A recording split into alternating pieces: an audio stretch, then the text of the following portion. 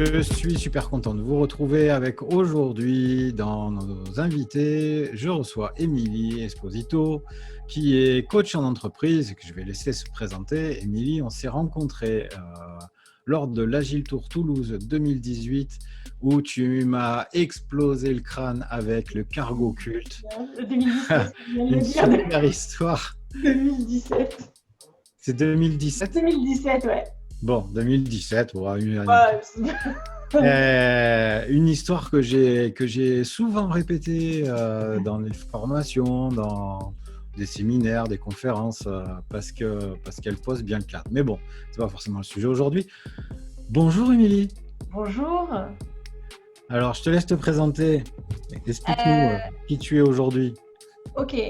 Alors, moi, je suis tombée dans l'agilité il y a à peu près 13-14 ans. En fait, à l'époque, j'étais à la R&D de France Télécom, qui maintenant s'appelle Orange.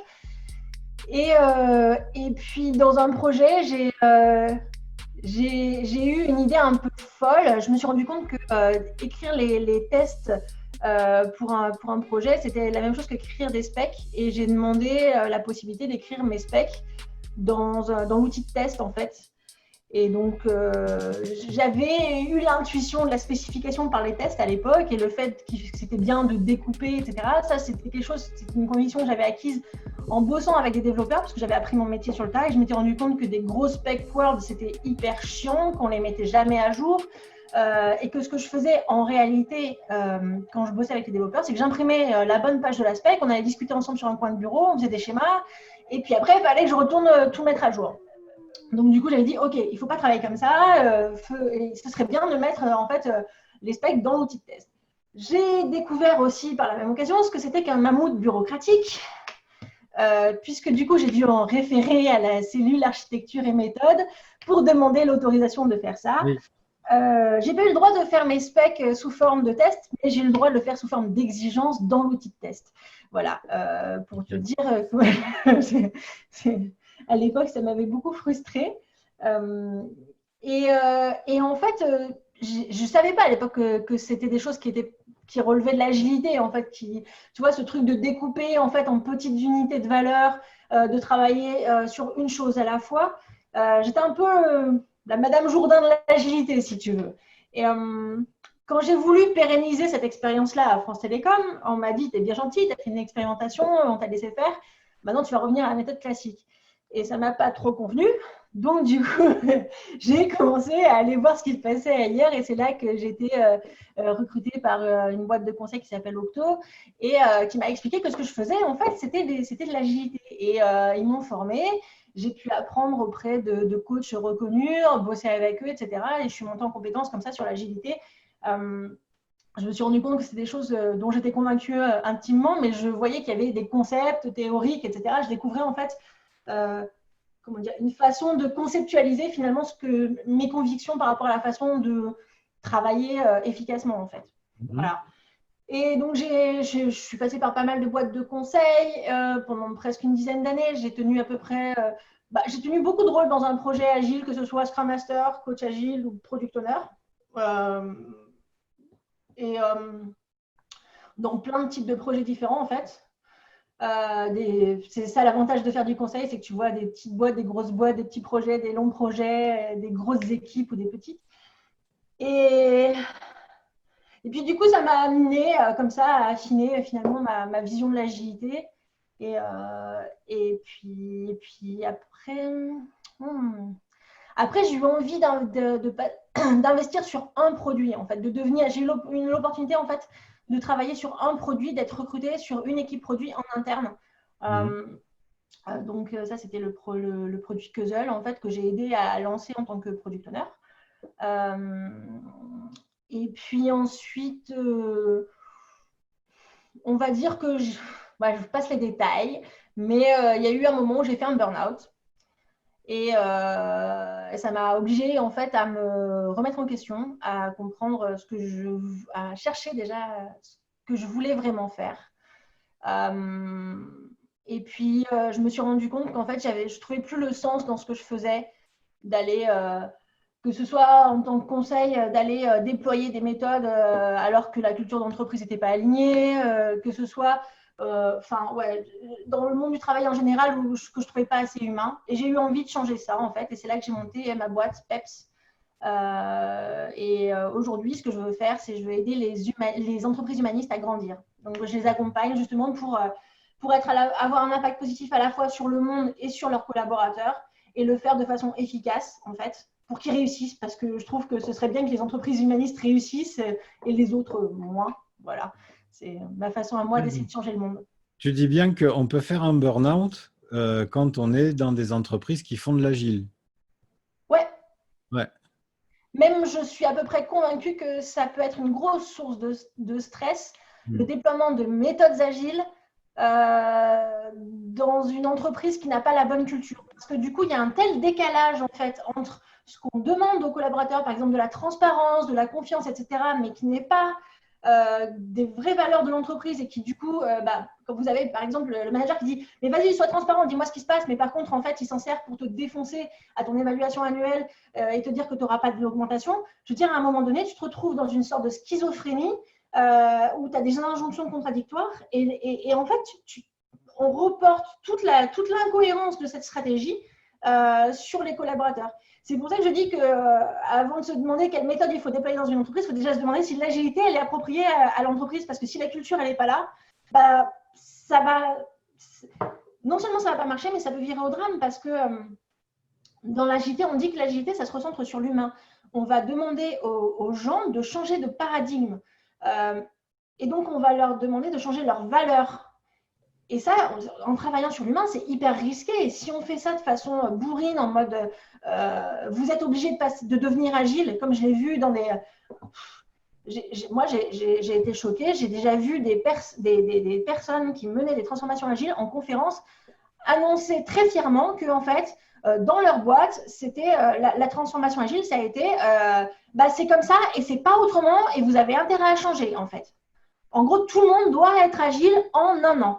Ok. Et déjà, bon, moi, ça ne me paraît pas très agile dans l'état d'esprit, puisque ça veut dire qu'on s'est déjà fixé une date et un périmètre pas très clair, mais une date et sans se dire, sans se donner la possibilité d'apprendre ce qui va se passer, tu vois, sans faire ça de façon incrémentale. On n'est pas dans le respect de l'humain en faisant ça. Donc, enfin voilà, moi personnellement, ça me choque. Donc, ouais, je pense que des transformations qui sont menées comme ça, ça aboutit en fait à des drames humains au final.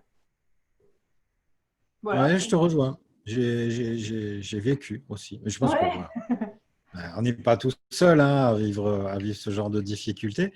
Sauf que peut-être les gens qui sont depuis longtemps dans l'agilité, qui ont appris beaucoup ce que c'était en dehors des frameworks, etc., qui ont beaucoup travaillé cette posture-là, sont plus à même de voir pourquoi ça merde, pourquoi ça ne marche pas.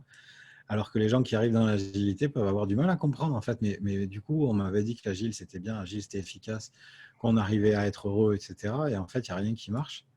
Mais réveillez-vous. Le truc, c'est que on met une étiquette agile sur des choses qui n'en sont pas, tu vois. Enfin, je te l'ai déjà dit, moi, je suis quelqu'un je suis no framework. Je crois pas je crois pas que l'approche déployée des méthodes c'est la bonne pour rendre une entreprise plus agile, parce que je crois justement qu'il faut travailler sur la culture et prendre le temps de le faire. Alors écoutez, mes petits padawans de la formation, devenez le Scrum Master que tout le monde s'arrache. Être un excellent Scrum Master, c'est peut-être aussi de dire que Scrum ne s'applique pas partout. Scrum n'est peut-être pas la bonne solution. En fait, il faut prendre le temps. Il faut se donner le temps, en fait. Enfin, comme je disais, on est en train de changer c'est pas seulement une façon de travailler, c'est toutes les croyances qu'il y a derrière, en fait. On passe d'une culture du reporting où il faut se couvrir à une culture où il faut de la transparence et être sûr que quelqu'un ne va pas en faire un mauvais usage, par exemple. Enfin, je reviens sur cet exemple-là parce que pour moi, c'est un truc que j'ai vu tellement souvent quand on se sert d'indicateurs comme la vélocité pour comparer des équipes et mettre de la pression pour qu'ils développent plus vite. Enfin, voilà, c'est des trucs, franchement, ça me blesse, en fait. Tu vois, rien que d'en parler, j'ai l'émotion qui monte. J'ai tellement vu des chefs faire ça et penser que c'était malin. Et ça montrait tellement qu'ils n'ont rien compris de ce que c'était que déjà la vélocité, mais l'agilité en général, en fait. Que l'idée, c'est pas de fouetter des développeurs parce que tu considères que tu leur fais confiance et que tu sais qu'ils vont travailler au meilleur de leur capacité. Donc, c'est pas parce que tu vas leur faire estimer moins la tâche pour essayer de faire rentrer plus de trucs qu'ils vont pouvoir le développer plus, en fait. C'est pas vrai, ça n'existe pas. Enfin, à un moment donné, c'est pas parce qu'une tâche, tu l'estimes à 2 fois moins de temps que tu vas arriver à la faire en 2 fois moins de temps. Ça n'existe pas. Ou alors, à la fin, en quelques temps, tu vas te retrouver avec une équipe qui part en burn-out. C'est pas possible, en fait. Donc, voilà, mais c'est pour ça illustre encore le truc de si la culture, elle n'est pas là, mettre en place de l'agilité, ça rime à rien. Et en fait, les cultures pas agiles, c'est pas forcément mal, en fait. C'est pas qu'il y a une culture qui est meilleure que l'autre. C'est juste qu'à un moment donné, il faut accepter d'être qui on est. Et dans une boîte où le patron a besoin de pas mal de contrôle, d'être assuré, etc., peut-être qu'en fait, s'il l'affiche, il pourra avoir des gens qui aiment travailler comme ça. Et ce sera cool pour eux et ils seront contents d'être dans cette boîte-là. Je veux dire, c'est pas moins bien ou mieux, en fait. C'est juste que le fait de prétendre être quelque chose qu'on n'est pas, on induit un décalage très fort qui, du coup, se reporte sur les collaborateurs qui deviennent qui sont dans une sorte de schizophrénie et qui craquent, en fait. Parce que, justement, il y a ce truc de... mais je comprends pas. Je croyais que la boîte, elle, par exemple, elle avait les valeurs humaines à cœur, etc. Et regarde comment je suis traitée. Est-ce que c'est moi qui ai un problème ou, enfin, voilà. La réponse est non, en fait. Je vous le dis tout de suite. La réponse est non. C'est pas vous qui avez un problème quand vous êtes dans cette situation-là. C'est en général le management de la boîte, enfin la direction, voilà, qui assume pas d'être comme elle est et qui du coup vous met dans la situation où vous devez faire avec des objectifs contradictoires. Bon, ça ressemble beaucoup au carreau occulte sur lequel je t'ai découvert. Mais, de toute façon, je n'ai pas changé d'avis en 3 ans, tu vois. Ce sujet-là, je suis tombée en amour avec, comme disent les Québécois, tu vois, parce que ça me permet, c'était quelque chose qui me permettait de mettre une image sur ce que j'essayais de faire passer comme message depuis des années, en fait. Et les métaphores, ça marche vachement bien pour faire comprendre aux gens les choses plus que de la théorie, etc., parce que ça fait appel à l'émotion d'une certaine façon. Tu peux expliquer un peu ce principe de cargo culte, alors sans raconter toute Ouais. l'histoire, parce que je propose qu'on mette en lien une des confs, enfin celle que tu veux. J'ai vu qu'il y a pas mal de liens maintenant sur des confs. Alors, malheureusement, sur le cargo culte, pas tant que ça. La seule que j'ai de vidéo, c'est celle de Mixit en 2017. C'est celle que je partage d'habitude. Et depuis, je l'avais fait évoluer. C'est-à-dire que celle que toi, tu as vue à Toulouse, elle était déjà évoluée par rapport à celle de Mixit. Mais oui, je peux expliquer, si tu veux, le principe du cargo culte sans raconter la petite histoire au début ou... Écoute, tu fais comme tu veux. On essaye de ne pas dépasser 1 heure de temps total d'interview. Ça marche. Au pire, tu couperas ce qui est moins intéressant, tu vois. Je te laisserai faire le tri. C'est toi qui es maître de l'optimisation de la valeur. Tu vois. Allez, j'accepte le rôle. J'accepte le rôle. En fait, le cargo culte, c'est... Non, je ne vais pas le faire comme ça. Je vais te raconter l'histoire, comme je vais vous faire l'intro de la conf, en vrai.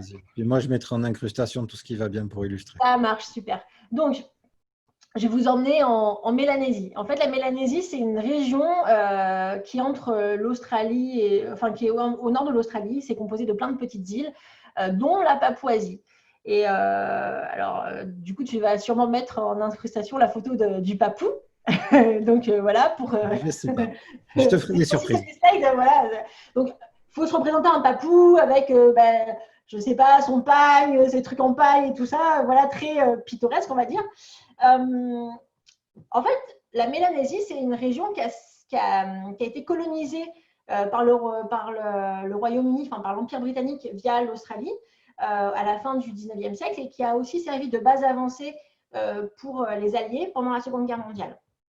Et donc à ce moment-là, les Papous ont été confrontés en fait brutalement à une culture qui était beaucoup plus avancée qu'à l'heure technologiquement parlant.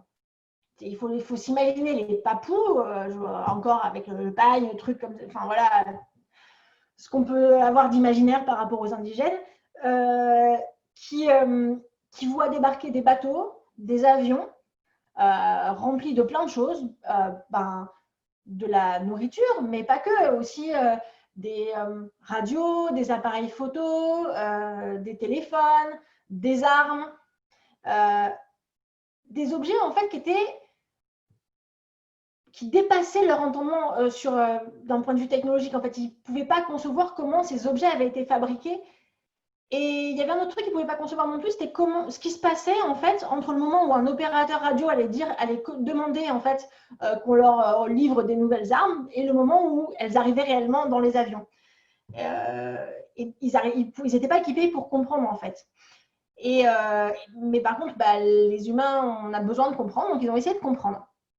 Ils se sont dit, ces objets-là, ils n'ont pas pu être fabriqués par des hommes. Donc ça veut dire qu'ils ont été fabriqués par des dieux. Ok, mais pourquoi en fait les Occidentaux ils ont ces objets et pas nous? Ça veut dire que les dieux leur les ont donnés pour les récompenser de quelque chose que nous ne faisons pas. Donc du coup ils se sont mis à observer les Occidentaux pour voir quels étaient leurs comportements récurrents et les objets qu'ils utilisaient et ils les ont recopiés et ils en ont fait des véritables cultes au sens religieux du terme en fait. Et marchandise, ça se dit cargo en anglais. Donc, c'est de là qu'est né le terme de cargo culte. Donc, ils se sont mis, par exemple, à construire des avions taille réelle en paille ou des casques en coquille de noix de coco. C'était hyper élaboré, en fait. Et ils ont fait. Donc, ça, c'était des objets, mais pas seulement. C'est-à-dire qu'ils avaient remarqué, par exemple, que les avions atterrissaient sur les pistes une fois qu'ils avaient été éclairés. Et sur les pistes d'aéroport en fait. Donc ils ont tracé des longues voies dans la terre battue. Ils allumaient régulièrement des feux autour. Et ils parlaient en fait dans des radios en bois pour demander des armes, des choses en fait, pour demander ce qu'ils voulaient, en espérant qu'il y allait avoir un avion qui allait amener ces choses-là quand ils allaient éclairer les pistes en fait. Et il n'y a aucun avion qui est jamais venu, bien sûr. En gros, donc du coup, ça c'est une histoire vraie. Hein. C'est les anthropologues qui ont appelé ça le cargo culte. Et ça a été repris comme métaphore en fait pour parler de cargo cult science. Et en gros, le cargo cult, ça veut dire que c'est le fait de copier des comportements en espérant obtenir les mêmes résultats, mais sans qu'on comprenne comment ça fonctionne en fait. Et dans l'agilité, en fait, c'est quelque chose qu'on retrouve beaucoup. Beaucoup. Beaucoup tout plein. On comprend les pratiques, mais parce qu'on nous dit de les copier et que ça viendra à force de comprendre pourquoi on les fait. Et en fait, la vérité, c'est que non, on ne finit pas par comprendre magiquement pourquoi on les fait, en fait. J'ai vu beaucoup d'implémentations, notamment avec Safe. Hein, où Safe, c'est un gros machin. Hein, gros machin qui repose quand même sur une brique essentielle à la base, c'est les valeurs, c'est les principes, c'est le mindset, mais qui est vite oublié parce que, écoutez, on va déjà commencer par mettre un train en place et puis, du coup, on va apprendre qu'est-ce que c'est Safe, comment ça marche. Et je me rends compte que dans plein d'endroits… Tu sais pourquoi? Vas-y. Pourquoi? Parce que c'est facile de savoir si une pratique, on l'a fait ou pas. On peut voir quelque chose de concret. On peut se former à une pratique. Comment tu formes à une valeur? Comment tu vois qu'elle est concrètement implémentée, qu'elle est incarnée dans ton entreprise au quotidien? Tu peux pas. Du coup, ton consultant qui déploie ta méthode, comment il montre que son travail est efficace? Tu sais, je me posais la question. C'est bien, on est en train de faire une petite digression intéressante. Je vois régulièrement des reportings sur Safe. C'est bien, ça montre bien dans quel monde on est. Des reportings sur les implémentations de Safe. C'est assez bureaucratique comme ça, tu vois. Voilà, donc il faut rajouter. Mais en même temps, ça reste des sources d'informations. De mon point de vue, Safe n'est pas agile. Voilà, comme ça, c'est dit. Ok. Voilà. Bon, je vais être un petit peu plus souffle en disant il y a quand même des choses intéressantes. Il y a peut-être des réponses. Je ne les nie pas. Mais en tant que tout, je trouve que Safe n'est pas agile. Pour aller dans le sens de ton interrogation, comment est-ce qu'on fait pour… c'était quoi le truc? Pour mesurer, en fait. Pour mesurer. Et en fait, je trouve hyper intéressant que dans ces reportings qui sont riches, il y a énormément d'informations. Je ne vois jamais le retour sur investissement. Parce Ça, que c'est, ça, c'est, ça coûte pas peanut d'implémenter Safe. oh On bah a non, des tu gens, sais, on faire a un PI planning à 200 personnes pendant 2 jours, je pense que ça coûte pas peanuts, effectivement. Et j'aimerais bien, moi, alors c'est un appel, c'est un vrai appel que je lance, hein, mais est-ce qu'on pourrait avoir, s'il y a des reportings à faire, des retours d'expérience qui pourraient nous dire aussi à quel point Safe a permis aux entreprises de passer des vagues comme on en vit en ce moment, d'améliorer les pratiques, de pouvoir faire effectivement des vrais gros logiciels Ah, avec des de budgets. satisfaire les utilisateurs. Moi, c'est le truc qui m'a choqué. Le premier retour sur expérience de Safe que j'ai vu, je me rappelle, c'était à Agile en Seine. C'était en 2017 aussi. Euh, et j'ai été choquée parce que la personne qui était là, sa fierté, c'était d'avoir organisé un PI planning sur 2 jours avec 200 personnes et d'avoir convaincu sa direction que si, il fallait bien le laisser sur 2 jours parce qu'un jour, c'était trop court. Et ça, c'était son achievement, tu vois, c'est sa fierté. Et à aucun moment, il a prononcé le mot utilisateur. Tu vois, genre, on fait des projets dans le vide, enfin, ça sert à quoi? Je sais pas, est-ce que tu as des utilisateurs qui sont plus contents? Qu'est-ce que ça t'a permis de faire que tu ne faisais pas avant avec autre chose, en fait? Mhm. Tu vois, je trouve que mesurer le succès d'une méthode au fait qu'on arrive à utiliser les pratiques, ça n'a pas de sens. Enfin, comment. C'est comme si je te disais, C'est confondre un peu l'objectif et les moyens, quoi. ouais, bah, tu vois, c'est comme si je te disais, ok, je vais prendre une voiture pour pouvoir faire plein de kilomètres. Mhm. Ouais, mais c'est où que tu vas aller avec ta bagnole en fait? Ouais, mais je m'en fous, j'ai fait plein de kilomètres, t'imagines? Et en plus, enfin voilà, j'ai fait plein de kilomètres, j'ai pu aller vite, etc. Ouais, mais pour aller où au final, tu vois? Enfin, et on s'en fout en fait de j'ai fait un PI planning, et je m'en fous. Tu peux l'appeler autrement, tu peux faire différemment, mais c'est quoi la valeur que tu as eue à la fin en fait? Qu'est-ce qui se serait passé si tu l'avais pas fait? Qu'est-ce que ça t'a apporté en plus? Comme tu dis, c'est comme ça que tu mesures le ROI de la méthode parce que purée, ça coûte cher. Former tout le monde à Safe dans une boîte, parce qu'un des trucs de Safe, si j'ai bien compris, c'est qu'il faut former tout le monde dans la boîte. Ça Ouais, c'est coûte un prérequis. super cher. Ça se chiffre en millions d'euros en fait si tu es une grosse, grosse boîte. Et pas mesurer le ROI de ça quand tu vas demander au projet de faire des dossiers entiers pour avoir le droit du budget qui des fois est moins important que celui-là, mais qui va amener de la valeur à des vrais utilisateurs, tu vois. Tu leur demandes plus de paperasse pour justifier que ce qu'ils vont faire a du sens et va rapporter à l'entreprise que ces transformations-là. Moi, je ne comprends pas, en fait. J'avoue, je ne comprends pas. Mais je pense que c'est difficile d'établir un ROI vu l'ampleur du machin à mettre en place. C'est Mm. tellement gros que forcément, ça prend des années pour Il y a pouvoir ça, puis mettre tout il y a ça des en choses place. qu'on ne mesure pas vraiment le coût humain. Mm. C'est-à-dire que le ROI ne sera pas complètement bon parce que bah, on l'a dit tout à l'heure, hein, ces déploiements de méthodes qui sont un peu en mode rouleau compresseur, ça crée de la dette émotionnelle, voire des burn-out, des gens qui ont du savoir de l'entreprise qui partent parce qu'ils n'en peuvent plus, des choses comme ça. Je ne dis pas que toutes les transformations safe se passent mal parce que je ne peux pas dire ça, j'ai jamais été sur toutes les transformations safe, tu vois, mais j'ai jamais entendu quelqu'un me dire que Safe avait amélioré sa façon de travailler au quotidien, en fait. Mhm. Ouais. Et du coup, même si les équipes sont motivées, s'investissent, il peut y avoir de la déception parce qu'effectivement, peut-être au niveau de l'organisation, on n'a toujours pas compris ce qu'était l'agilité. Ouais, c'est Même ça. en appliquant du safe, et l'organisation de safe, ça ne permet pas d'être agile. Il faut Non, déjà être agile. ouais, complètement. Ok. Complètement. Donc, du coup, les Et, équipes qui rencontrent des plafonds de verre, ouais. où elles mettent beaucoup en place, mais au bout d'un moment, tu Mais peux pas c'est-à-dire que performer. ça, c'est un truc que j'ai souvent vu dans les boîtes où l'équipe prend vraiment que ce soit Safe ou Scrum ou peu importe du comment, ils ont un vrai changement. Ils arrivent à changer d'état d'esprit, d'être dans de la communication, dans de la priorisation, de faire une chose à la fois, etc. Euh, Mais par contre, ils ne sont pas une bulle isolée dans l'organisation. Quand tu fais un projet, c'est souvent interconnecté à d'autres choses. Tu dois travailler avec d'autres équipes qui ne sont pas forcément agiles comme toi. Et puis surtout, on va te demander du reporting, mais sous la forme comme avant, tu vois, on s'en fout de ta vélocité. J'ai pas envie d'avoir à comprendre ce que c'est. Donc vas-y, donne-moi le même reporting que tout le monde. Ça, c'est un truc que j'ai vécu chez Page Jaune à l'époque. Je comprenais pas en fait pourquoi j'étais obligée de faire, alors qu'on était dans un projet agile, j'étais obligée de faire un diagramme de Gantt et de tenir à jour au fur et à mesure pour pouvoir demander des ressources, quoi. Alors qu'on avait une équipe stable. J'ai pas compris. Enfin, mais ouais, mais c'est comme ça qu'on fait chez nous. Ok, d'accord. Où on était agile, on était capable de livrer toutes les semaines.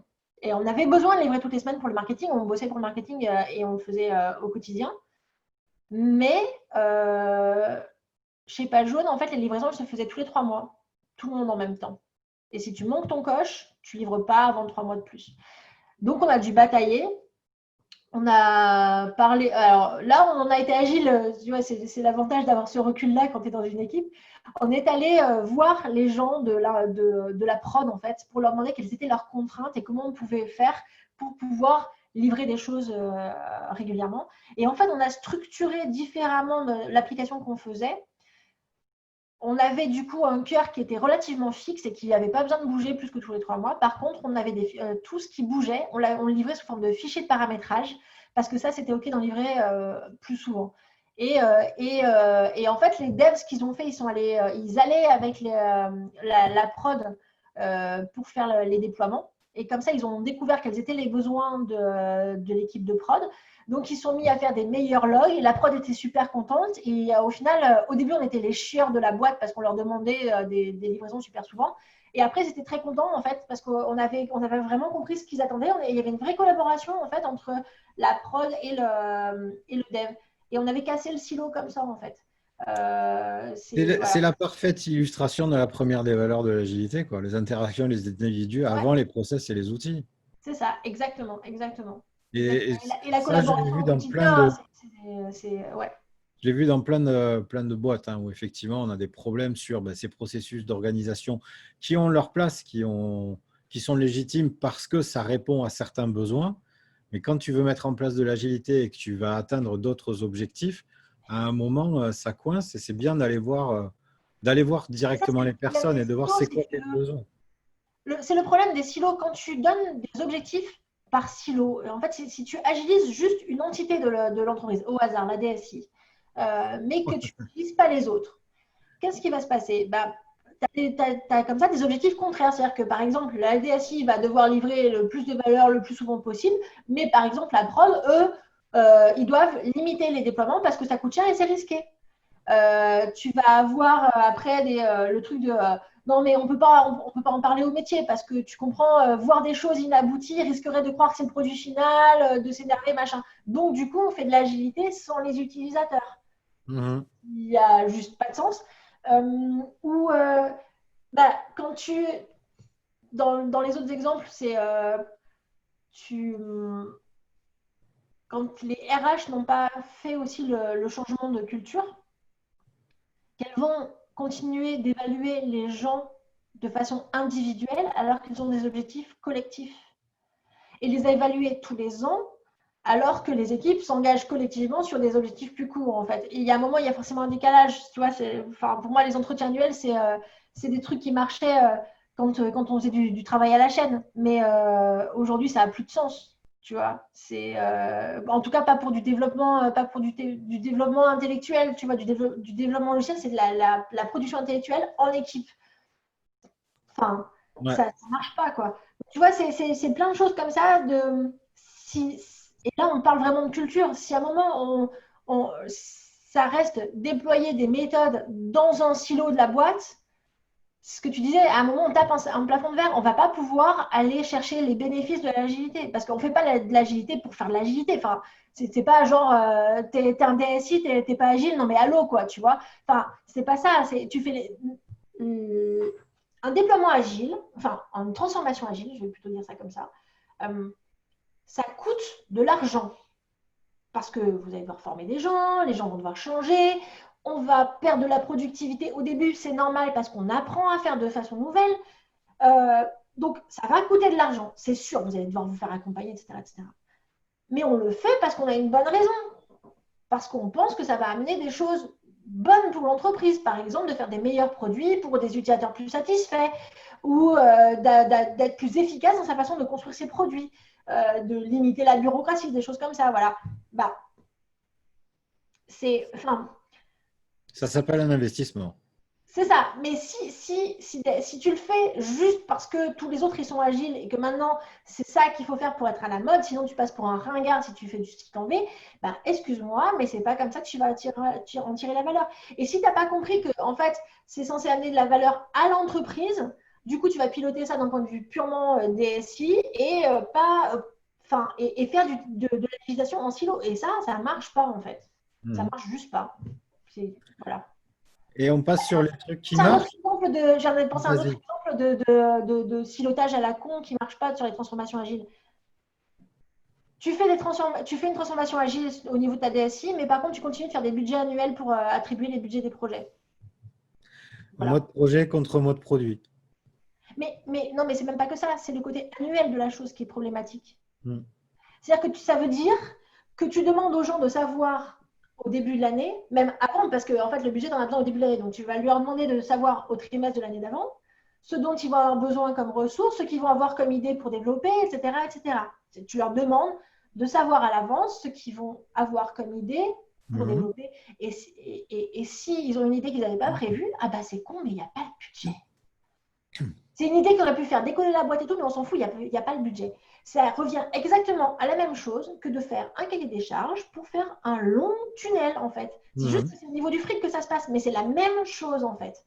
Bah, si on n'a pas fait ce changement de culture-là, de se dire, bah, plutôt que de demander aux équipes de faire leur budget, on va investir, on va dire, bah, on donne de l'argent, voilà, vous avez pas, parce que sur les années précédentes, vous avez consommé en gros ça, en moyenne.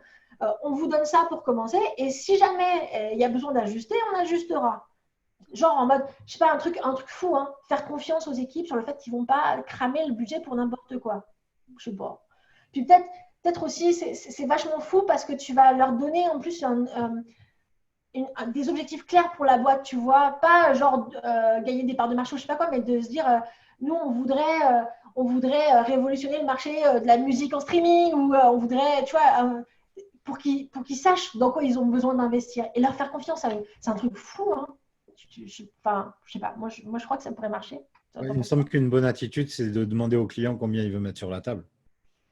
Ouais, mais ça c'est Aujourd'hui, on n'y est pas quand même. Hein. Mais ça c'est quand tu peux avoir un client, quand tu as un client qui est, comment dire, un client. Quand tes clients en fait c'est des utilisateurs, c'est des consommateurs. C'est Bah, c'est une stratégie d'entreprise, du coup. ouais, mais je pense que en fait. On va reparler de Dire ça. au client combien il est prêt à mettre sur la table pour un produit, tu ne sais pas encore ce que tu vas avoir dedans. Et tu vois, ça bride l'innovation en fait. Moi, je pense que tu commences par. Tu as une vision de ce que tu veux apporter au monde, tu construis ton produit en fonction de ça. Tu te dis, et tu vas voir, par contre, tu vas voir les utilisateurs régulièrement pour t'assurer que ce que tu fais, ça leur apporte de la valeur et tu peux l'optimiser au maximum. Bah, le jour où ton truc il sort, et si tu peux essayer de le faire le sortir le plus tôt possible, ce sera la meilleure façon d'avoir du feedback à grande échelle. Et ben tu sauras combien de gens ils sont prêts à mettre en fait. Et si tu peux augmenter par palier, après regarde Spotify, ils avaient commencé à 10 euros, maintenant ils sont à 15, ça ne veut pas dire qu'ils ont moins d'abonnés, c'est juste que les gens ils ont compris la valeur que ça avait pour eux. C'est tout en fait. Parce qu'il y a de la concurrence, tu as Deezer, etc. Tu vois, ben, voilà, quand tu es content de ton service, tu vas pas changer parce que tu es OK pour payer un peu plus cher parce que tu te rends compte que ça t'amène vachement de valeur en fait. Et puis en plus, tu vois qu'ils continuent de rajouter des fonctionnalités. Tu sais, c'est le truc du produit incrémental. Donc, tu dis, OK, je paye plus, mais voilà, j'ai plus de choses aussi, donc ça marche, tu vois. Il y a une logique derrière l'agilité aussi, tu vois. Enfin, à un moment donné, c'est pas. Ouais, ça peut marcher quand on le fait dans le bon état d'esprit, quoi. Alors, comment est-ce qu'on implémente bien de l'agilité d'après Émilie Esposito? Parce que tout ça ne va engager que toi. Ouais, bien sûr. Bah, je parle Mais je te toujours, soutiens. je dis je et ça n'engage que moi. Je te soutiens très fort. Ouais, ce qui me rassure, c'est qu'on est pas mal, là-dessus. Je pense qu'il y a, il y a plusieurs choses cœur en fait dans l'agilité. Le cœur de l'agilité, ça va être déjà le fait d'arriver à se dire les choses de façon honnête. Et c'est bizarre, j'ai l'impression que ça t'a frisé. Est-ce que tu es toujours là, François? Moi, je suis là. Mais des fois, je ne Ok, bouge ça y est, pas. non, non, mais c'est que la vidéo, elle s'était Ok. arrêtée. Ok, je revois. Donc, C'est toi qui parles. Hein. C'est toi qu'on va montrer. ok, d'accord.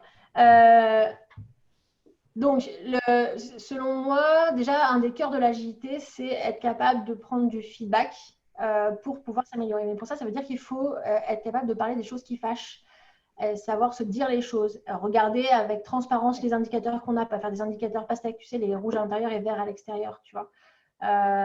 Et donc pour ça, ça nécessite qu'il y ait de la sécurité psychologique, qu'on puisse se sentir à l'aise de dire ce qui ne va pas en fait, et de savoir que c'est pas parce qu'on dit un problème qu'on devient un problème.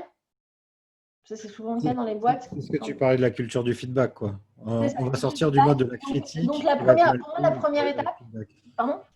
On va sortir de la critique qui pourrait être mal prise, voire Ouais. critique, euh, Mais, même en critique constructive, pour aller vers du feedback. ouais, mais en fait, ça, c'est pas forcément naturel parce que on n'a pas appris à le faire, quoi. C'est pas un truc naturel. Quand quelqu'un vient faire dans tous les cas, vient te faire un feedback sur quelque chose que tu as fait, ben, ça veut dire que tu aurais pu faire mieux. Donc, c'est la première émotion légitime, c'est en gros, tu es en colère, potentiellement. Ça peut être contre toi ou contre l'autre qui vient de te faire remarquer ton erreur. Et ce qu'il y a derrière, c'est de la peur de ne pas être au niveau, tu vois.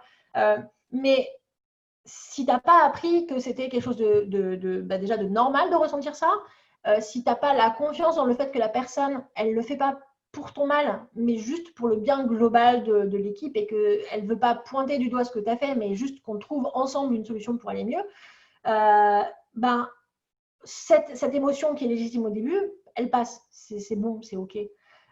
Donc, je pense que ce qui est important, c'est le premier pas là-dessus pour moi, c'est de faire des formations à la communication non violente pour toutes les équipes. Ouais, et Parce puis que, motiver parce que avec déjà, bravo d'avoir essayé, quoi. La culture de ouais, l'échec, comment est-ce qu'on cultive les échecs pour en faire des leviers de performance? ouais, mais ça c'est possible. C'est possible que quand en fait, là, moi, je te parle vraiment du premier pas, quoi. Le premier pas pour moi, c'est former toutes les équipes à la communication non violente et les inciter à faire du feedback. Parce que en plus, quand tout le monde a été formé, quand tu as l'autre en face de toi qui essaie de te faire du feedback et qui galère à formuler les choses de façon communication non violente, bah, tu es en train d'identifier, tu vois ce qu'il fait et en fait, et tu sais que c'est pas pour te faire du mal qu'il le fait. La communication non violente, je ne sais pas si tu en as parlé à tes élèves, Les Padawan. Padawan. La communication non violente, en gros, c'est de respecter 4 phases dans la communication avec l'autre. C'est d'abord de commencer par parler des faits, parce que les faits, ce n'est pas discutable. De parler de ses émotions à soi, parce que ça aussi, ce n'est pas discutable. Et ensuite, de parler de son besoin profond qui, du coup, n'a pas été satisfait dans ce cas-là, et de faire une demande à l'autre pour essayer de trouver un terrain d'entente qui permet de combiner vos deux besoins fondamentaux, en gros. Et c'est important de le faire dans cet ordre-là. Je crois qu'on a de l'OSBD qui traîne quelque part dans les cours, mais Ok. du coup, je mettrai un lien. Tu as Ouais. écrit quelque chose sur l'OSBD que tu veux partager ou Non, moi j'ai un article je ne sais même dessus. pas ce que c'est l'OSBD.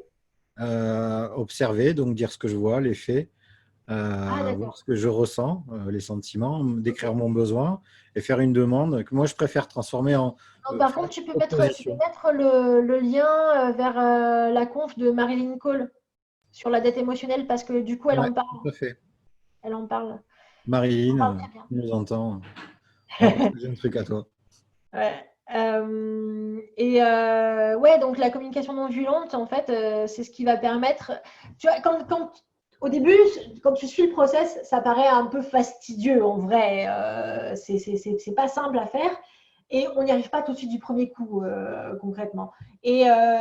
Mais c'est pas grave parce que si on a tous été formés en même temps au truc, on voit que l'autre il est en train de faire ça et que ce qu'il veut, c'est qu'on arrive à en fait, qu'il essaye et qu'il veut qu'on arrive à un compromis. Il ne veut pas me faire mal, en fait.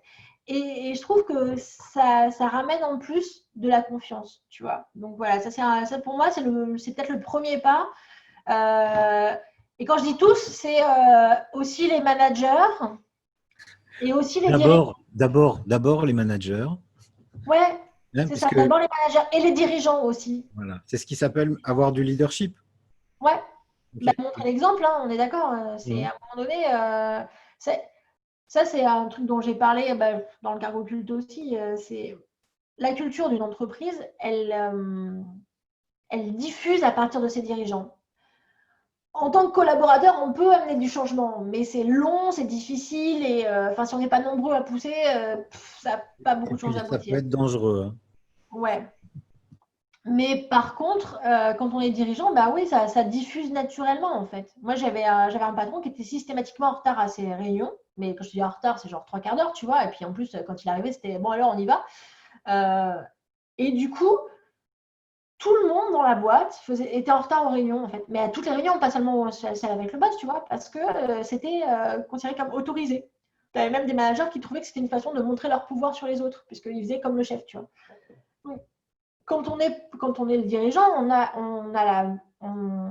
le pouvoir de changer la culture super facilement si on change soi-même.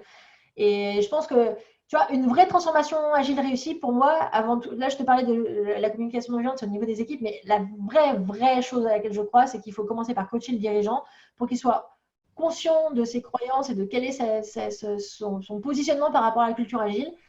Et s'il n'y est pas, est-ce qu'il est prêt à y aller ou pas?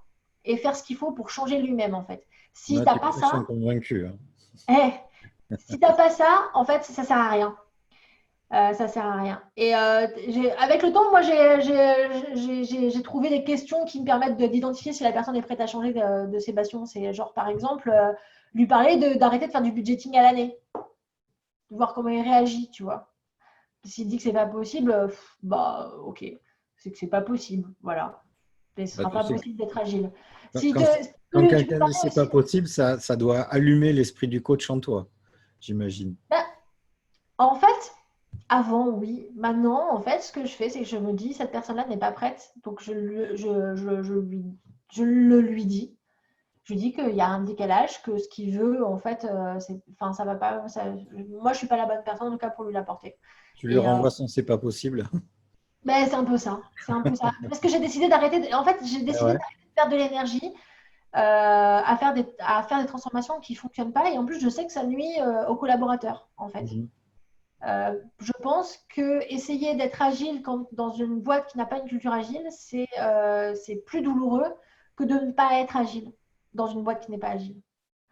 Je dis, tant qu'à faire, autant que ce soit clair, tu vois. Si on doit être micromanagé, bah, autant qu'on utilise les mots du micromanagement et qu'on ne se serve pas des daily scrum pour fliquer les gens. Enfin, à un moment donné, c'est beaucoup plus fatigant de devoir gérer comment dire, une vitrine agile ou un vernis agile sur les choses avec une culture qui n'est pas agile, je trouve. Ok. Personnellement, c'est énormément plus frustrant. Bon, donc pour en revenir, au Ouais, point, qu'est-ce que tu un, conseilles au d'autre point de vue après? 1, coacher le dirigeant sur le changement de culture. 2, la CNV pour les équipes. 3, des rétrospectives. Pour moi, la rétrospective, c'est la seule pratique dont une équipe a besoin au début. Parce qu'elle va lui permettre d'introduire les autres au fur et à mesure de ses besoins. Elle va aussi lui permettre de les faire évoluer. Et elle va lui permettre de les tuer aussi. Parce qu'il y a des moments où une pratique, elle n'a plus de sens. Et du coup, ben, ça devient du gras, quoi. Enfin, c'est du gaspillage de la faire. Et en fait, il faut s'en débarrasser. Et ça, j'en ai parlé dans ma conf à Mixit en 2016 sur comment on reste agile en grandissant. Et ça aussi, je pourrais te Encore un donner. lien en bas. Ok. Voilà, c'est ça. Mais en gros, l'idée, c'est que les rétrospectives, c'est ce qui permet à l'équipe, donc de se dire les choses. CF, point numéro d'avant, c'est un endroit où on va se dire les choses. Et deux, c'est ce qui va nous permettre d'avoir le processus le plus maigre possible, le plus lean possible, mais au sens maigre, pas, tu vois, il n'y a rien de. Tous les outils sont utiles à l'équipe et ceux qui ne le sont pas, on les vire, quoi. Ouais. Voilà, on a tous les outils dont on a besoin, mais pas plus. Et d'ailleurs, tu vois, moi, je suis toujours interloquée quand j'entends des sujets sur comment on fait pour rendre les rétrospectives intéressantes. Parce que, On a une super interview de Nicolas Verdeau qui nous a ouais, proposé. mais en fait, bah, j'adore Nicolas, c'est un de mes meilleurs potes, il a organisé mon mariage déjà une dizaine de fois. Non, c'est parce qu'on Une a fait un dizaine atelier de ensemble fois. Oui, parce qu'on a fait un atelier ensemble sur l'organisation de mon mariage. Donc, du coup, Ok. comme il l'a animé souvent, voilà. Mais oui, non, par contre, c'est mon meilleur pote et c'est aussi mon. Alors, j'ai été son Yoda sur le coaching et lui, il a été mon Yoda sur la facilitation graphique, tu vois. Donc, c'est échange de mon procédé. J'adore Nico. Toujours est-il que, ouais, pour moi, une rétrospective, elle n'a pas besoin de fioritures pour être intéressante. Si tu abordes les vrais sujets. Je te parlais tout à l'heure de l'équipe Puzzle que j'ai aidé à grandir, enfin en gros que j'ai construite et que j'ai aidé à grandir. Maintenant, j'y suis plus. Par contre, mon mari y est toujours, donc j'ai toujours des nouvelles. Ça fait donc 5 ans que l'équipe existe. Ils font toujours des rétrospectives de la même façon et leurs rétrospectives sont toujours aussi riches. Sinon, maintenant, ils les font à distance parce qu'il y en a plusieurs qui sont à distance depuis un an ou deux. Mais en fait, la structure reste toujours la même parce qu'ils se disent les choses vraiment. Ils cherchent des solutions et voilà quoi. Et enfin, à partir du moment où le contenu il est intéressant, tu n'as pas besoin de mettre de fioritures, des paillettes et des plumes, tu vois. Ce Enfin, qu'on appelle les fioritures, c'est les différentes activités, des serious games, etc. c'est ça, c'est ça. À un Hmm. moment donné, le fond d'une rétrospective, c'est quoi qui marche, c'est quoi qui ne marche pas, c'est quoi les problèmes, qu'est-ce qu'on fait, en gros. Enfin, je veux dire, et en gros, c'est ça. Hein, l'essence de la rétrospective, c'est ça. C'est qu'est-ce qui marche bien, qu'est-ce qui ne marche pas. On garde ce qui marche bien, on se débarrasse de ce qui ne marche pas, et qu'est-ce qu'on va tester pour améliorer ce qui ne marche pas. Voilà. À part ça, enfin, le reste, si il y avait, on mettait des cœurs pour il y a ce truc de, tu peux aussi te dire de pourquoi ce que tu as apprécié chez les autres, mais il faut que ce soit des vrais trucs, tu vois, pas l'école des fans, pas où tout le monde met 10. Moi, j'aime pas les trucs où tu forces les gens à mettre un cœur sur telle personne ou sur tout le monde, je sais pas quoi, parce que tu vas être amené à dire des trucs creux. Et en fait, on avait des semaines où il n'y avait pas beaucoup de cœurs. Et en général, c'est des semaines où ça s'était pas bien passé. Et tu avais d'autres semaines où tu avais des cœurs avec des trucs qui avaient du sens parce qu'on mettait pas des cœurs pour n'importe quoi. On disait pourquoi, tu vois. Et ça, je trouve que c'est intéressant parce qu'il y a un côté où, au-delà de comment on fonctionne bien en équipe, c'est reconnaître la valeur de chacun dans le collectif. Et ça motive. Et quand toi, tu n'as pas eu ton cœur, tu as envie d'en avoir un après, en fait. Et du coup, tu as envie de faire un truc pour les autres, tu vois. Donc, je trouve que c'est de la motivation super positive, ça. Mais à part ça, le format de la rétrospective n'a pas bougé depuis 5 ans et ils n'ont pas besoin de fioritures, tu vois. Parce que leur rétrospective, elle parle des vrais sujets et elle a du sens. Voilà. Parce ils sont aussi arrivés à un niveau de maturité sur leur communication Ça a interpersonnelle. été comme ça dès le début. Ah bah, et c'est pas le cas partout, on est d'accord. C'est pas le cas partout, mais c'est pour ça que CF, mon point numéro 1, commencer par la CNV pour faire en sorte qu'ils arrivent à se parler. Tu sais, il y a une cohérence dans ce que je te dis au final. Non, mais franchement, c'est limpide. C'est cristallin. C'est Oui, impeccable. c'est pour ça, une rétrospective, elle va marcher si tu dis les choses. Et pour te Ouais. dire et donc, il faut qu'il y ait effectivement une culture du feedback. Il y a un autre truc qui fait que ça marche, c'est que quand il n'y a pas une culture démesurée de l'ego, tu vois, un truc d'ego, tu sais, genre, j'allais dire le concours de coq, où on essaye d'avoir la meilleure idée, etc., dans une équipe, ça marche pas très bien. De toute façon, que ce soit pour les rétros ou pour n'importe quoi d'autre, pour les ateliers de conception ou autre. Donc, Mm. si tu arrives à avoir ce truc-là, mais ça, c'est pareil, c'est une question de culture aussi. Si tu as une entreprise qui valorise les gens qui ouvrent fort leur gueule, qui n'écoutent pas les autres, bah, tu vas en avoir des gens comme ça. Si par Les contre, héros aussi. ouais, aussi, ouais. Mm. Et en fait, finalement, ça va se voir, toujours pareil, qui est-ce que le manager va valoriser, quel comportement va valoriser, tu vois. C'est genre, quand tu vas dire à quelqu'un, il faudrait que tu participes plus en réunion. Alors qu'en fait, lui, ce qu'il fait, c'est qu'il arrive à faire circuler l'information, mais autrement, et son rôle est essentiel, bah, en gros, tu es en train de lui envoyer un message hyper négatif sur le fait qu'il ne fait pas les bonnes choses pour l'équipe. Alors qu'en vrai, la valeur, elle est bonne. Mais, donc, c'est la façon dont tu es perçu, enfin, ce feedback qu'on renvoie en tant que manager ou dirigeant est super important pour guider la culture de l'entreprise, en fait. Parce que c'est ce qui détermine les comportements qui sont valorisés, ceux qui sont acceptables et ceux qui ne le sont pas. CF point numéro 1. Exactement, tout à fait. Donc, on disait coaching du dirigeant, communication, rétrospective. Ensuite, allez voir des vrais utilisateurs. Parce que c'est eux qui vont utiliser le produit. Se dire que oui, les gens de notre boîte, c'est quand même des utilisateurs potentiels.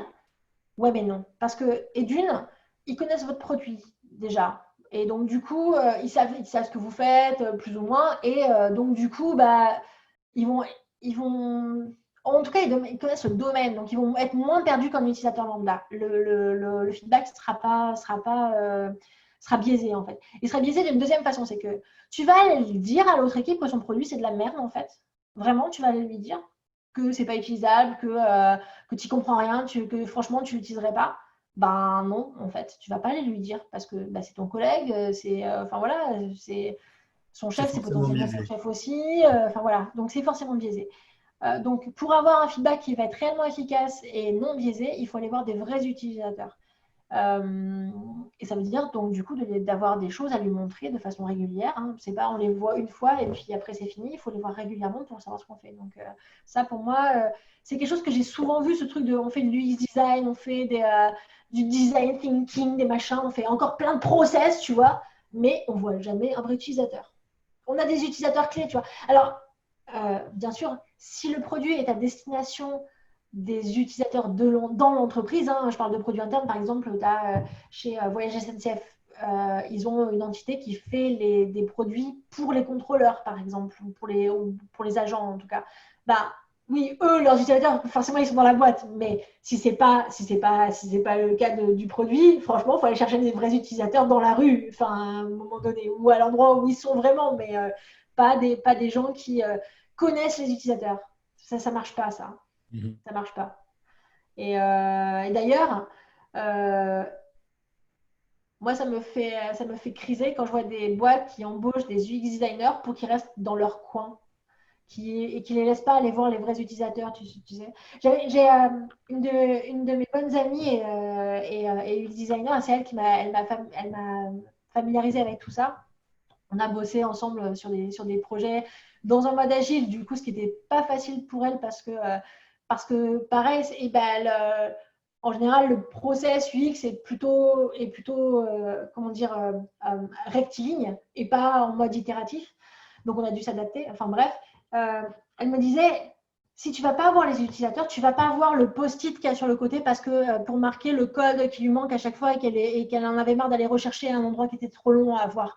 Tu vas pas voir comment ça se passe vraiment sa journée, ce qu'elle fait, là où elle galère, etc. Et, On va et, pas et voir du qu'à un coup, moment, elle prend le téléphone parce que ça fait partie de son process et que et du ouais, coup, ça n'apparaît pas dans l'appli, quoi. exactement. Et donc du coup, tu peux pas amener toute la valeur comme ça en fait. Donc les UX designers, faire des interviews, ça suffit pas. Et eux, ils le savent. Il faut aller sur place, aller observer. Et c'est pas du temps gâché, non, en fait. C'est vraiment pas du temps gâché. Et j'ai Euh, envie de rajouter à nos managers, pour toujours les agiliser un peu plus, ça sert à rien de prévoir les UX designers en début de projet faut les prévoir tout au long. et puis plus rien après. Parce Mm. que, parce que sinon, on fait comme d'habitude, on ne change pas. Ben oui, ben parce que sinon, tu as déjà tout calé au début et du coup, tu n'apprends pas, quoi. Non, c'est pas Voilà. possible. Ouais. Alors je surplus ce que tu viens de dire parce que UX designer, c'est une vraie compétence. Il faut arrêter de dire que le PO, il peut faire ce taf. Oui, il peut le faire s'il a une vraie sensibilité et qu'il a été formé, mais ce n'est pas la même compétence. Le boulot du PO, c'est d'optimiser le ROI du produit et donc de choisir les bonnes choses à faire. L'UX designer, c'est un peu une autre facette du côté du PO sur la partie recueil de besoins. Mais s'il y a des vrais outils, des vraies méthodes, des pratiques, etc., il faut des professionnels pour ça. Moi, par exemple, sur le fait d'utiliser un UX designer tout du long du projet, je me rappelle d'un projet qu'on avait mené chez Orange où du coup, l'UX designer avait animé des ateliers utilisateurs au fur et à mesure où en gros c'était à peu près toutes les 2 semaines. Bah oui, c'était toutes les itérations, je pense, ou toutes les 2 itérations, je ne sais plus. On présentait le produit dans l'état actuel aux utilisateurs, ces utilisateurs internes là pour le coup, c'était parce que c'était un produit pour des utilisateurs de la boîte. Et en fait, on leur donnait un de leurs cas métiers habituels, genre il faut que tu commandes tel truc. Et on les laissait se démerder avec l'application et on leur demandait juste de réfléchir à voix haute. Et le designer, du coup, notait tout et tout ça. Et les développeurs aussi étaient là, d'ailleurs. En fait, parce que comme il y avait plusieurs utilisateurs, donc chacun avait été cornerisé par une personne, le designer, le PO, les développeurs. Et après, on rassemblait tout ça en se disant, bah, OK, qu'est-ce qu'il faut qu'on fasse pour améliorer le produit, tu vois. ce qui était super, c'est que du coup, on améliorait le produit, mais en plus, les utilisateurs internes qu'on voyait, ils voyaient qu'on prenait en compte leurs remarques et du coup, ils devenaient les meilleurs ambassadeurs du produit. Bah, ça, on n'aurait pas eu l'idée si on n'avait pas un UX designer en fait, dans l'équipe. C'était pas possible, ça n'aurait pas été possible. On n'aurait pas su faire. UX designer à l'intérieur des compétences de l'équipe. Ouais, complètement. Ouais. Après, il ne va pas forcément être à plein temps sur une équipe. Il peut tourner sur 2 ou 3 équipes, peut-être. Je ne sais pas. C'est à eux. Il faut leur demander, en fait, en fonction du challenge qu'il y a il faut leur faire confiance. Si l'UX designer va dire, ouais, là, c'est un projet où il y a quand même beaucoup d'enjeux au niveau des utilisateurs, on découvre complètement, etc. Et j'ai besoin d'être là quasiment à plein temps, il faut lui faire confiance, en fait. À un moment donné, c'est aussi ça un des principes de l'agilité, c'est faire confiance aux gens. Donc, voilà. Mais ouais, super important d'avoir un UX designer tout au long du projet. Est-ce que tu as un point de plus Oui, après? j'ai un point de plus Vas-y. qui est très important, très très très important. Ne faire qu'une chose à la fois. C'est le truc du flux tiré. En gros, alors on va me dire, ouais, mais est-ce que tu fais du Scrum, tu fais pas du Kanban, Ouais, voilà, ça vient de tu peux Kanban. traiter. Voilà. En fait, même quand tu fais du Scrum, l'idée d'avoir un objectif de sprint, c'est bien de traiter un sujet à la fois, en fait. Et en vrai, pour moi, il faudrait. C'était aussi l'idée qu'il y avait derrière les MVP ou les features, des trucs comme ça. C'est tu en fais un à la fois, tu livres, tu prends du feedback, tu attends d'être sûr d'avoir amené de la valeur et tu commences le truc d'après, en fait. Il n'y a pas longtemps, je suis allée dans une boîte où c'était un mur, leur Scrum Board. Quand je dis un mur, ils faisaient 4 mètres de long, 2 mètres de haut et il y avait des post-it de haut en bas, avec plein de trucs dans à tester d'ailleurs. C'était un parking énorme. Mais alors j'ai découvert en plus qu'ils avaient livré des trucs qui n'étaient pas testés. Voilà, parce que tu comprends, il fallait bien qu'on livre, on s'était engagé sur un planning. Donc voilà. Il y a trop de choses à tester. C'est ça. Et surtout, du coup, ils commençaient plein de choses, mais ils ne finissaient rien. Parce qu'il y avait toujours quelque chose de plus urgent ou quelque chose sur lequel ils s'étaient engagés d'un point de vue planning, mais comme ils n'avaient plus le temps de finir le truc d'avant, en fait, ils leur ramenaient, ils rajoutaient un truc. Et en plus, donc, il y a la problématique du task switching qu'on connaît bien, le truc de ça prend du temps quand je passe d'un sujet à un autre. Ça, c'est vrai pour votre journée au quotidien, quand tu changes de tâche, en fait, je sais plus, il y avait des chiffres qui disaient qu'il faut à peu près 20 minutes pour pouvoir être à nouveau reconcentré sur ta nouvelle tâche, C'est en ça. gros. Donc, si tu changes 10 fois dans la journée de tâche, en gros, tu n'as rien fait de productif, voilà, concrètement. C'est vrai aussi pour des développeurs qui sont obligés de switcher entre plusieurs user stories dans un sprint. Qui en avance plusieurs en parallèle. Et c'est vrai pour l'équipe au global, en fait. Donc, il y a ce truc du task switching, mais un deuxième truc on en parle un peu moins, c'est la charge mentale. La charge mentale qui a à avoir un backlog de sprint qui est gros et que du coup, tu passes en revue toutes les histoires dans ta tête, même si tu n'es pas en train de travailler dessus. C'est la charge mentale du PO qui a un backlog qui fait 1000 lignes et qui du coup a tout dans sa tête. Et tu vois, il y a énormément de choses à gérer, à prioriser, etc. Alors que s'il disait, OK, mon sujet que je suis en train de traiter, c'est ça, et le prochain, c'est ça. Voilà. Et j'ai pas besoin de plus, en fait, pour l'instant. Ou alors, très, très grosse maille. Je dis, voilà, je vais aller là, grosse maille, mais juste pas plus que ça, en fait. Tu gagnes en lisibilité, en efficacité, etc. Moi, je sais que c'est épuisant de se passer en tête tous les trucs qu'on a à faire, en fait. C'est toute la richesse d'avoir un vrai sprint goal quand on lance une itération en Scrum. Ouais. Mais c'est pas seulement à l'échelle du sprint, parce que tu vois, tu vas avoir des gens qui vont dire, OK, bon, moi, j'ai un sprint goal, je vais essayer. Et les user stories, alors, ça, c'est déjà rare. Et les user stories qui sont dans le sprint sont toutes reliées au sprint goal. Encore plus rare. Et en fait, j'enchaîne des sprints sur ce même sujet-là tant que je n'ai pas livré suffisamment de valeur sur ce sujet avant de passer à un autre. Ça, c'est vraiment rare. Parce que du coup, parce que en fait, c'est le truc de il faut que tu montres que tu as des résultats, que tous les sujets avancent, etc. Donc, du coup, tu vas dire, bon, OK, on va faire un sprint là-dessus, puis après, on fera un sprint là-dessus, et puis après, tu reviens, etc. C'est juste, c'est usant, quoi. Il y a un autre truc aussi dans le fait de faire une chose à la fois, c'est que du coup, tu le testes. Et s'il y a des problèmes, les développeurs vont pouvoir le corriger tout de suite et c'est encore frais dans leur tête. Et on n'a pas construit d'autres trucs par-dessus. Donc, on n'induit pas de la dette spaghetti. Tu vois, le truc de quand tu tires un bout, tu as toutes les merdes qui viennent après, en fait. C'est vraiment, c'est super rentable en termes d'efficacité, d'efficience, tu vois. Et je pense que l'agilité, c'est aussi ça, c'est se dire, faire une chose à la fois. Pourquoi? Et en général, les boîtes qui n'arrivent pas à faire une chose à la fois, c'est qu'elles n'arrivent pas à prioriser.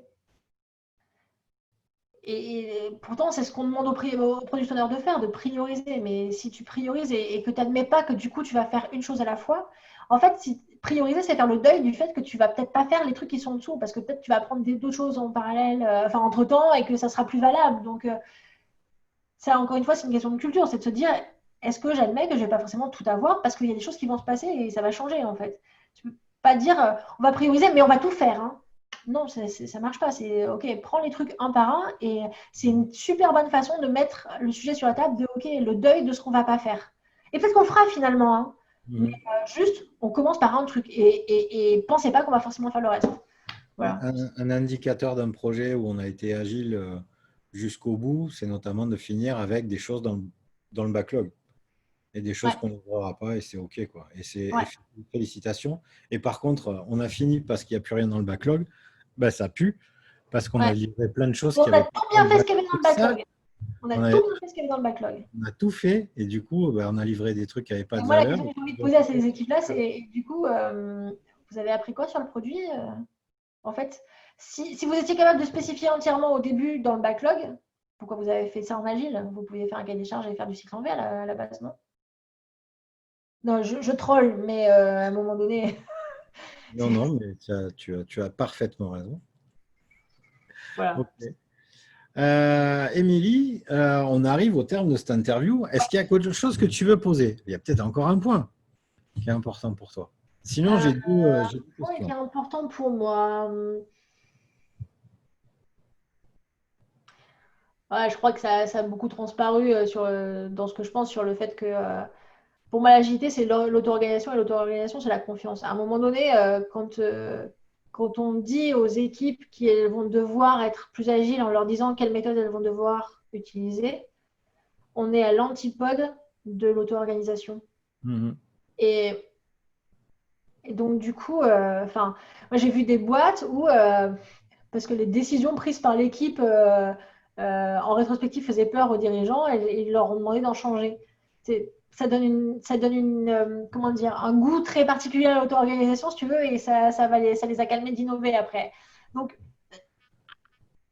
à un moment donné, faites confiance aux équipes, ça c'est super important. Et s'il y a un truc que les Scrum Masters doivent faire, c'est d'être très clair sur le fait que l'auto-organisation, c'est le principe même du truc. Et pour moi, dans protéger l'équipe, c'est pas protéger l'équipe seulement des interruptions, etc. C'est protéger l'équipe des, dans son périmètre à décider. Et si c'est pas clair, un truc qui peut être intéressant de faire, c'est faire genre comme du delegation poker, de clarifier quel est le cadre d'autonomie de l'équipe. Euh, on peut être autonome dans un cadre. C'est comme on parlait tout à l'heure de parentalité positive avant de commencer. La parentalité positive, un des fondamentaux, c'est d'être ferme sur un cadre qui est partagé, qui est clair, qui est explicite avec l'enfant et, Et co-construit et par certains aspects. co-construit exactement. Et dans ce cadre-là, après, l'enfant sait sur quoi il peut être autonome. Et ça, c'est sécurisant pour lui, à la fois d'avoir des limites, mais à la fois de savoir ce qu'il peut tenter et ce qu'il ne peut pas tenter. Bah, je pense que c'est quelque chose qu'on ne fait pas assez dans les équipes, de dire, OK, on dit auto-organisation, ça veut dire quoi pour nous concrètement? Qu'est-ce que vous avez le droit de décider seul ou pas? Est-ce que vous avez le droit d'embaucher seul sans demander l'avis? Est-ce que vous avez le droit, je ne sais pas, de décider vos salaires? Est-ce que vous avez le droit d'aller voir directement des clients sans passer par le N+2, le commercial ou que sais-je? Est-ce que, tu vois, il y a plein de choses comme ça, en fait, qui sont bonnes à cadrer pour pouvoir se dire qu'est-ce que c'est vraiment l'auto-organisation chez nous. Et ça nous permet aussi de mesurer le degré de confiance actuel. Là, tu peux avoir une mesure concrète du degré de confiance qu'il y a dans ton organisation. Et ça peut être pas déconnant de refaire, je sais pas, 6 mois plus tard, par exemple, ton delegation poker et voir si ce niveau-là de confiance, il a évolué. C'est-à-dire s'il y a des choses qu'on ne permettait pas à l'équipe avant, mais que depuis, elle a fait des preuves sur d'autres sujets, qu'on leur fait confiance pour prendre des décisions et que du coup, on étend leur périmètre de décision. Tu vois, ça, je pense que ça peut être intéressant. Ok. Et on mettra le lien pour le delegation poker. Ouais, super. Ouais, ben, parce que c'est un super outil, effectivement. Ah ouais, moi, je kiffe, je kiffe. Ouais, ouais. Et, là, on rentre dans... En fait, c'est... Moi, je crois beaucoup... aux discussions concrètes qui sont très inconfortables au début sur la vraie culture de l'agilité, en fait.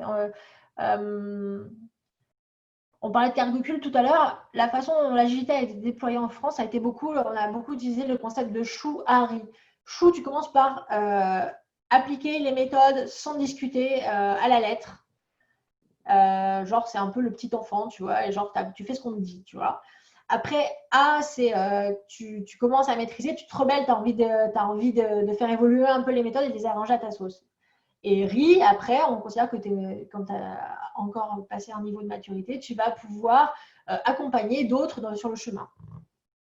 Sauf qu'en vrai, dans ce que j'ai vu, c'est rare les équipes qui sortent vraiment du chou. C'est-à-dire qu'elles appliquent les méthodes, on parlait tout à l'heure de calcul, elles appliquent les méthodes et elles n'envoient pas l'objectif, pourquoi on fait ça comme ça. Et ça, c'est souvent lié à la formation qu'ils ont reçue. Hein. Moi, je sais que j'ai déjà vu j'ai été choquée parce que c'était une personne de mon ancienne boîte, quand j'étais dans la boîte qui a dit ça, et franchement, je me suis dit non, il y a un truc à revoir là, ça va pas, qui avait fait un article qui disait le planning poker, c'est fun, on sait pas trop pourquoi on le fait, mais on le fait. Et alors, du coup, j'étais allée voir la personne, j'avais dit, bah écoute, en fait, le planning poker, on le fait comme ça parce que tu comprends, quand on estime chacun notre tour, si on parle chacun notre tour, en fait, il y a des biais cognitifs qui vont faire qu'on va dire comme les autres, en fait, ou qu'on va estimer comme celui qui est payé le plus ou, ou que celui qui a le plus d'expérience, ou etc. Et du coup, si on estime comme l'autre, bah, tant qu'à faire, autant qu'il le fasse tout seul. L'avantage d'estimer à plusieurs, c'est qu'on a plusieurs visions sur la user story. On peut voir les angles morts comme ça. On peut discuter conception pendant l'estimation. Voilà, c'est riche en fait d'avoir cette discussion-là. Et donc, c'est pour ça qu'on va retourner tous en même temps pour enlever ce biais de voter comme les autres. Mais je comprends. Mais ouais. Mais sauf que si, en fait, Ouais, tu tout ça. arrives dans une équipe et tu leur dis, on va faire des... Alors, vous allez voir, c'est fun, on va faire l'estimation sous forme de planning poker. Et ben, ouais, alors c'est fun peut-être au début, mais à la fin, les gens, ils ont marre parce qu'ils ne comprennent pas pourquoi on le fait, en fait. Ils se disent, ouais, ok, c'est marrant, mais voilà. Et puis, en général, en plus, quand on le fait, on va essayer d'écourter les discussions derrière quand on le fait comme ça, tu sais, genre, ouais, bon, c'est bon, alors la moyenne, c'est quoi? Non, c'est pas ça le principe du planning poker, c'est comprendre pourquoi les gens ont mis des choses différentes, en fait, et essayer d'arriver à un consensus. Et s'il n'y a pas de consensus, c'est qu'il y a un souci, en fait, c'est que peut-être la user story, elle n'est pas assez claire, ou que quelqu'un a besoin de formation, ou j'en sais rien quoi, mais c'est une information qui est importante. Et couper ce truc-là pour dire, non, mais là, ça fait un moment qu'on y est quand même, voilà. Ouais, mais c'est une discussion qui est importante à avoir. Voilà. Enfin bref, tout ça pour un exemple, pour dire que de ce que j'ai vu, quand on applique des méthodes sans comprendre pourquoi on les fait, ou des pratiques sans comprendre pourquoi on les fait, on ne va pas le découvrir tout seul, en fait. C'est pas vrai. Et donc, du coup, de discuter de la pratique et de pourquoi on l'a fait, et d'aller creuser derrière les croyances qu'il y a, et c'est une conversation qui est inconfortable en général. Pourquoi est-ce qu'on fait des plannings? Pourquoi on fait des estimations? Parce qu'on fait des plannings. Ok, mais pourquoi on fait des plannings? Là-dessus, bon, c'est dommage, tu ne pourras pas mettre de lien vers les confs de Fred Le Guédot parce qu'il n'est pas filmé, mais voilà, je pense que tu trouveras des liens sur Scrum Life ou autre, on pourra en parler, mais enfin, les estimations de planning, ça ne sert à rien en vrai. Oui. Voilà, Et personnellement. une des interviews, alors je ne sais pas dans quel ordre elles vont sortir suivant les rapidités de montage et ma célérité, mais Scrum Life est invité. On a fait Super, l'interview. ça, je pense qu'il va être ravi de t'en parler. Jean-Pierre, je vais Jean-Pierre, dire Jean-François, Jean-Pierre. Euh, on l'a faite, hein. Donc, ouais. je ne sais plus Ah oui, d'accord. si c'est apparu dans les sujets, mais oui, ça y ressemble. C'est fort possible. Mais oui, tu vois, avoir cette discussion-là au début, et c'est possible en incluant les managers, tu vois. Ça permet d'aller poser les questions difficiles et justement d'aller travailler sur cette culture, d'aller mettre le focus dessus, de dire, OK, de ne pas laisser suppurer le truc, quoi, en fait. C'est à un moment donné, on crève l'abcès, ok, ça fait mal sur le coup, mais après, c'est bon, ça peut cicatriser, tu vois, et on peut partir propre. Mm. Là, ce qu'on fait en essayant d'éviter cette discussion-là et en se disant, ouais, ils vont finir par intégrer le truc, bah non, ça marche pas, quoi. Enfin, les équipiers, c'est pas les chiens de Pavlov, tu vois. C'est pas parce qu'on leur fait répéter le même truc plein de fois que après, c'est acquis. Enfin, je sais pas. En tout cas, c'est démotivant de faire une pratique si tu comprends pas pourquoi tu l'as fait. Un reporting que tu sais pas dont tu sais pas à quoi il sert, c'est chiant. Enfin, moi, je considère que c'est du travail inutile, tu vois. Un délit. Oui, Un mais délit, ça, c'est combien, pareil. Les combien gens de- qui me disent oui, comment on fait quand les gens viennent pas à temps au délit ça... Ben ouais, mais c'est peut-être que en fait, vous partagez pas les bonnes informations en fait. Le délit, si s'il partage des informations, s'il permet de partager des informations intéressantes, de la vraie synchronisation d'équipe, tout le monde aura envie de savoir ce qui s'y passe. Tout à fait. Après, il faut aussi laisser l'opportunité à l'équipe de choisir comment l'équipe fait son délit. Tu as une pratique de cargo culte, j'imagine, c'est toi Ouais, l'expert qui nous dira ces trois questions-là. Qu'est-ce que j'ai fait hier? Qu'est-ce que je vais faire aujourd'hui? Et est-ce que j'ai des problèmes? C'est typiquement pas ça qu'il faut appliquer. ouais, Et qu'est-ce que j'ai fait hier qui permettent à l'équipe d'arriver à atteindre l'objectif de sprint? ouais. Qu'est-ce que j'ai prévu de faire aujourd'hui pour permettre à l'équipe d'atteindre… Voilà, si la phrase elle n'est pas complète, Mm. à aucun moment on est en Après, train ça peut vite de… virer à je te raconte mon agenda, quoi. C'est un C'est reporting. compliqué si tu as le manager qui vient au délit et qui va t'expliquer les réunions qu'il a faites, tu vois. C'est ça. Et là, tu es en train de prouver que toi aussi, tu as travaillé et tu as Mais fait c'est des ça. choses. Et que si tu livres pas, c'est parce que tu as toujours plein de problèmes. Et tu rentres Ouais. dans ton tunnel, là où ta user story, tu vas te la garder pendant 3 semaines. Et puis surtout, en fait, ça intéresse pas forcément bien les autres, quoi. Enfin, C'est clair? tu vois, je te parlais de l'équipe Puzzle. On a eu plusieurs essais parce que il y avait des horaires pas uniformes dans l'équipe. On n'arrivait pas à trouver. Le délit, il a changé plusieurs fois d'horaire, en fait. Et au final, là, je sais qu'ils le font, ça fait un moment, hein, ils le font de façon électronique sur Slack parce Hein. qu'ils ont un channel exprès pour ça. Parce que justement, il y a ce truc ils sont pas synchronisés. Mais en fait, chez eux, ils l'ont choisi et ça marche comme ça, si tu veux. Euh, je suis pas dogmatique sur les méthodes. L'important, c'est qu'ils ont compris à quoi ça servait et ils ont trouvé la meilleure façon pour eux, dans leur contexte d'équipe, de le faire. Et on s'en fout des trois questions en vrai. Si tu as compris le principe que c'est pour te synchroniser, pour détecter les problèmes au plus tôt et en parler avec les autres, ben voilà, c'est bon. Enfin, je veux dire, qu'est-ce qu'on Objectif s'en fout atteint. que tu utilises les bonnes questions, que ton délit dure 5 minutes, enfin voilà, à un moment, euh, c'est voilà, c'est ça aussi l'auto-organisation et faire confiance aux équipes. Si tu leur expliques la valeur du truc, à eux de trouver la solution qui marche pour eux en fait. Mais explique-leur l'objectif, pas comment faire, tu vois. C'est Émilie, c'est trop super tout ce que tu me racontes et je suis en train de commencer à transpirer en me disant mais qu'est-ce que je vais cutter au montage pour arriver à peu près à 1 heure. C'est trop riche tout ce que tu donnes. Arrête d'en donner. d'accord, d'accord. Ça va? T'as pas trop de frustration? Non, ça va, ça C'est va. bon. J'aime bien ça, j'aime bien faire ça. Je voudrais que tu me dises avec quoi tu vas repartir de ce moment qu'on a passé ensemble, de cette interview. Qu'est-ce que tu auras gagné? Attends, il Qu'est-ce y a un que tu moment où sauras? j'ai eu je me suis dit, j'ai eu une idée, c'est quand je te parlais de mes 4 points et que j'avais pas eu avant. 4 points qui sont 6 maintenant, non? Ouais, c'est ça. Mais je sais plus ce que c'était, si c'était pas sur le truc de l'UX en fait. Je sais plus. Je me rappelle plus, mais il y a un moment, ça me reviendra si tu veux, le temps Mhm. que je redescende. Mais du coup, ça m'a permis. Déjà, c'était fun. Enfin, moi, ça m'a bien plu. Mais ça m'a fait ressortir des idées. On fait un rôti juste après, hein. D'accord, ok, on fait un routine juste après. Ok. Ouais, c'est le. Il y a des idées, je les ai depuis longtemps. Je les ai racontées plein de fois. Et à chaque fois, en fait, que j'en parle avec une personne différente. Ça me permet de voir un angle encore que j'avais pas vu. Et donc, là, même si je me rappelle plus ce que c'était, mais je sais qu'à un moment, j'ai fait ah, et ben, ça va revenir forcément parce que le 1, il est quelque part dans ma tête et voilà, il va se dépiler. Mais voilà, donc du coup, ça, je pense, c'est cool. Et Ouais, c'est puis, bien.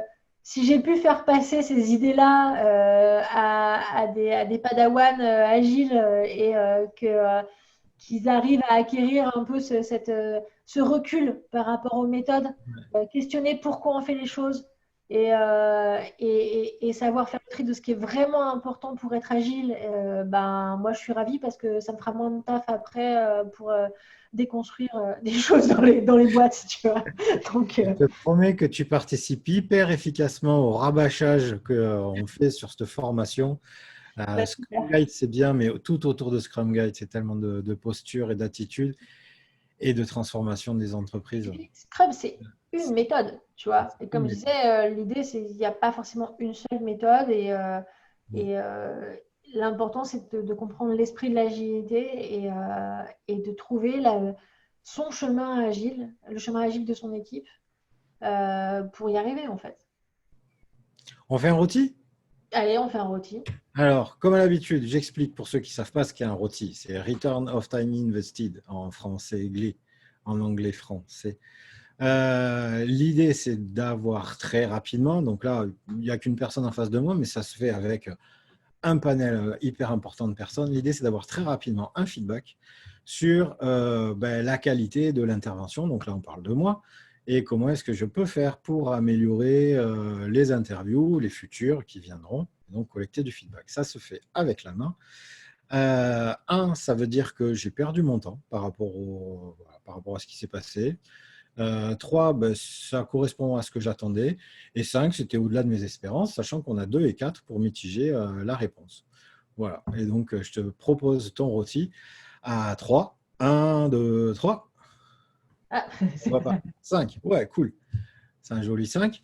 Ouais. Du coup, pour aller ensuite questionner, et le plus rapidement possible, souvent, on va aller questionner les extrêmes pour savoir qu'est-ce qui n'a pas trop plu, qu'est-ce qui aura manqué vraiment beaucoup, et qu'est-ce qui aura plu le plus. Donc, du coup, avec un 5, Émilie, je vais te demander de 4 à 5, finalement, c'était quoi la cerise sur le gâteau? De 4 à 5. Ouais. Je Pour pense ceux qui que écoutent, autrement formulé, c'est quoi qui mérite un point de plus que 4? ouais. Mais j'aime bien la cerise sur le gâteau. Je pense la préparation qu'on a fait avant, vite fait, qui a fait que du coup, tu savais en fait les sujets qui étaient importants pour moi. Et comme j'ai tendance à digresser, je me sentais sécurisée dans le fait que tu allais me ramener sur le chemin s'il y avait besoin. Et d'ailleurs, tu l'as fait par moment et j'ai trouvé ça cool. En fait, tu vois, c'était balisé pour moi et voilà. Et donc, je me suis dit en confiance et c'était chouette. Ok, super. Alors, du coup, je partage ça. Effectivement, la préparation, elle se veut très rapide au début. L'idée, c'est juste d'avoir le plan d'Émilie, qu'est-ce qu'elle a à préparer pour que ça tienne dans à peu près 1 heure, ce qui va être un échec complet. Mais ce n'est pas, c'est pas le plus Avec gros moi, de tu mes me lances, je peux objectifs. parler de 3 jours d'affilée sur l'agilité. Hein. Je n'avais pas envie de t'arrêter non plus, donc il n'y a pas de souci. Et par contre, juste de demander le plan, mais pas qu'on commence à échanger sur le contenu pour que ça reste frais quand même et que on n'ait pas, nous, le sentiment d'avoir une redite, alors qu'en fait, il n'y a que nous qui l'avons entendu jusqu'à Bah, surtout que moi, je suis très mauvaise pour les redites. Ok, oui, j'ai vu. Soit j'improvise, soit je fais de la merde. Écoute, pour l'instant, ça sent bon. Tout va bien. Bon, bah cool. C'est super, Émilie. Je te remercie vraiment, vraiment Merci à très, toi. très fort. C'était hyper riche. J'ai beaucoup apprécié tous les messages que tu as passés. Padawan, j'espère que vous avez bien écouté. Si ce n'est pas le cas, réécoutez-le. Et si vous avez bien écouté, réécoutez-le aussi. Il y a plein de messages hyper intéressants pour vos missions là, quand vous serez sur le terrain. Cher manager, j'espère que vous avez bien aussi entendu le message. Hein. Bossez l'agilité, comprenez ce que c'est. Bossez la CNV, c'est quand même un super outil. Et on a parlé de parentalité positive également en off. Mais c'est juste que c'est des pratiques qui vont changer toute votre vie, toute votre façon de voir la vie. Et pas que l'aspect professionnel, mais ô combien l'aspect professionnel. Merci beaucoup, Émilie. Et pour tout le monde, à la prochaine interview. Je ne sais pas quand est-ce que ce sera, mais ce sera sûrement au meilleur moment possible. Allez, à bientôt tout le monde. Salut, Émilie. Ciao. Ciao.